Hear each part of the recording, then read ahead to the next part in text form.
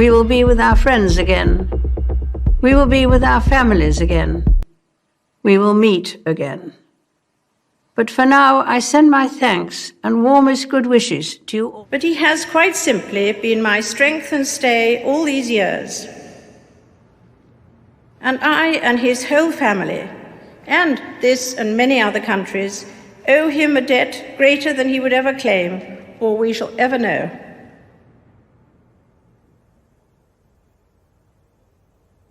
Although it's a time of great happiness and good cheer for many, Christmas can be hard for those who have lost loved ones. This year especially, I understand why. But for me, in the months since the death of my beloved Philip, I have drawn great comfort from the warmth and affection of the many tributes to his life and work, from around the country, the Commonwealth, and the world. His sense of service, intellectual curiosity, and capacity to squeeze fun out of any situation were all irrepressible. That mischievous, inquiring twinkle was as bright at the end as when I first set eyes on him. But life, of course, consists of final partings as well as first meetings. And as much as I and my family miss him, I know he would want us to enjoy Christmas. We felt his presence as we, like millions around the world, readied ourselves for Christmas. While COVID again means we can't celebrate quite as we may have wished, we can still enjoy the many happy traditions. Be it the singing of carols, as long as the tune is well known, decorating the tree, giving and receiving presents, or watching a favorite film where we already know the ending. It's no surprise that families so often treasure their Christmas routines. We see our own children and their families embrace the roles, traditions, and values that mean so much to us, as these are passed from one generation to the next, sometimes being updated for changing times. I see it in my own family, and it is a source of great happiness. Prince Philip was always mindful of this sense of passing the baton. That's why he created the Duke of Edinburgh's Award, which offers young people throughout the Commonwealth and beyond the chance of exploration and adventure. It remains an astonishing success, grounded in his faith in the future. He was also an early champion of taking seriously our stewardship of the environment, and I am proud beyond words that his pioneering work has been taken on and magnified by our eldest son Charles and his eldest son William, admirably supported by Camilla and Catherine, most recently at the COP Climate Change Summit in Glasgow. Next summer, we look forward to the Commonwealth Games. The baton is currently travelling the length and breadth of the Commonwealth, heading towards Birmingham, a beacon of hope on its journey.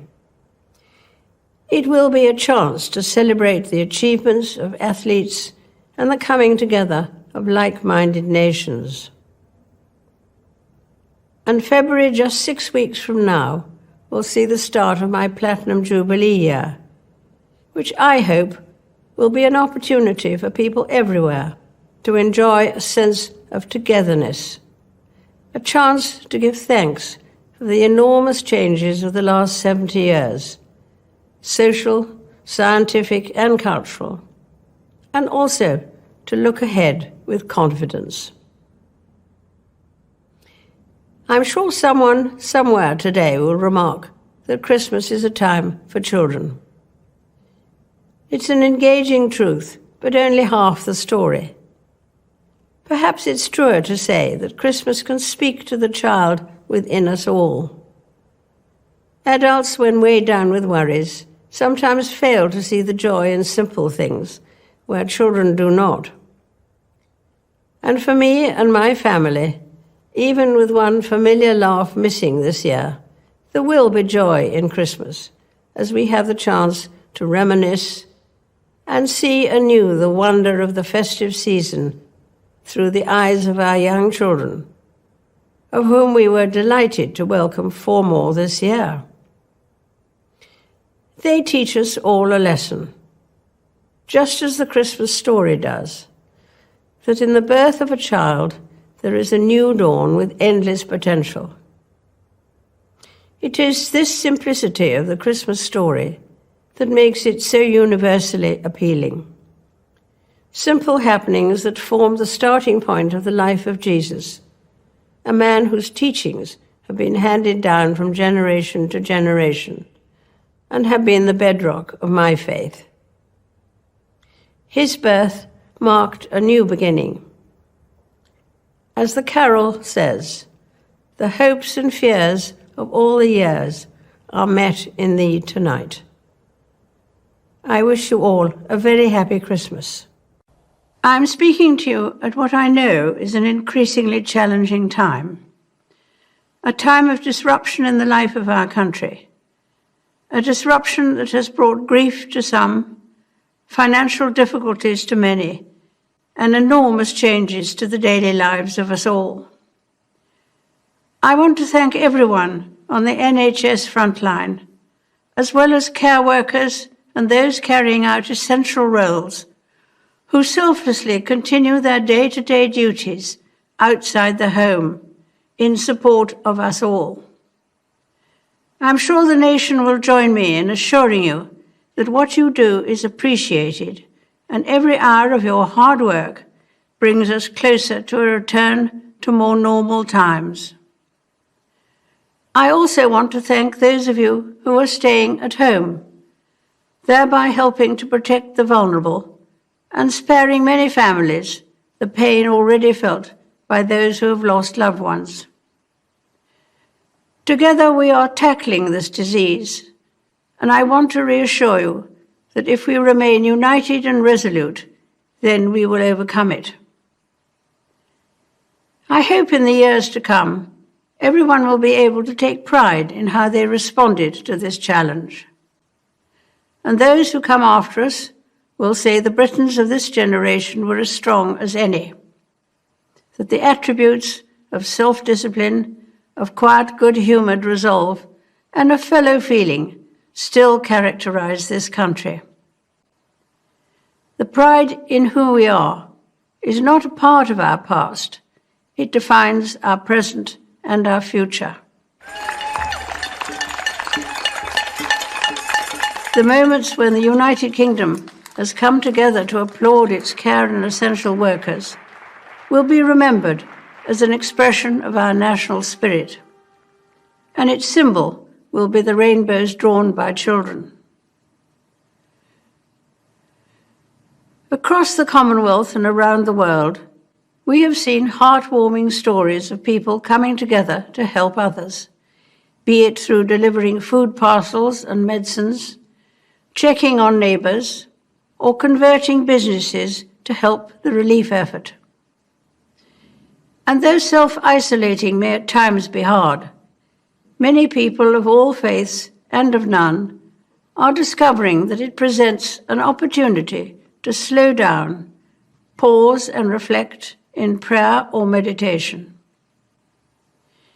It reminds me of the very first broadcast I made in 1940, helped by my sister. We as children spoke from here at Windsor to children who had been evacuated from their homes and sent away for their own safety. Today, once again, many will feel a painful sense of separation from their loved ones. But now as then, we know deep down that it is the right thing to do. While we have faced challenges before, this one is different.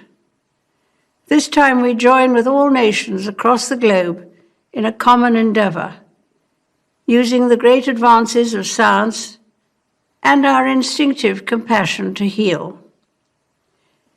We will succeed, and that success will belong to every one of us. We should take comfort that while we may have more still to endure, better days will return. We will be with our friends again. We will be with our families again. We will meet again. But for now, I send my thanks and warmest good wishes. My Lords and members of the House of Commons, my husband and I look forward eagerly to the series of visits we shall make next year in the Commonwealth, where we shall renew and extend the friendships which we value so very highly. In the early part of the year, we shall visit India and Pakistan on the invitation of the presidents of those countries. And I welcome especially this opportunity of seeing for the first time something of these two great nations of the Commonwealth. My government will play their full part in maintaining the North Atlantic Alliance and the other regional pacts to which they belong. My armed forces will continue to make their contribution to the safeguarding of world peace. The friendship which links us to our great ally, the United States of America, is a powerful element in the defense of peace. Throughout the coming session, my government will continue to give resolute support to the work of the United Nations. The improvement of relations between East and West remains a primary object of their policy. In particular, they will go on working for the success of the Geneva Conference on the discontinuance of nuclear weapons tests, and will do their utmost to achieve comprehensive disarmament under effective international control. They will continue to cooperate with our partners in consolidating the European Free Trade Association. At the same time, they will work towards the political and economic unity of Western Europe on a basis satisfactory to all the governments concerned. My Lords and members of the House of Commons, I pray that the blessing of Almighty God may rest upon your councils. My Lords and members of the House of Commons, my government's priority is to deliver a national recovery from the pandemic that makes the United Kingdom stronger, healthier, and more prosperous than before. To achieve this, my government will level up opportunities across all parts of the United Kingdom, supporting jobs, businesses, and economic growth, and addressing the impact of the pandemic on public services. My government will protect the health of the nation, continuing the vaccination programme and providing additional funding to support the NHS. My ministers will bring forward legislation to empower the NHS to innovate and embrace technology. Patients will receive more tailored and preventative care closer to home. Measures will be brought forward to support the health and well-being of the nation, including to tackle obesity and improve mental health. Proposals on social care reform will be brought forward. My government will build on the success of the vaccination programme to lead the world in life sciences, pioneering new treatments against diseases like cancer, and securing jobs and investment across the country. My ministers will oversee the fastest ever increase in public funding for research and development and pass legislation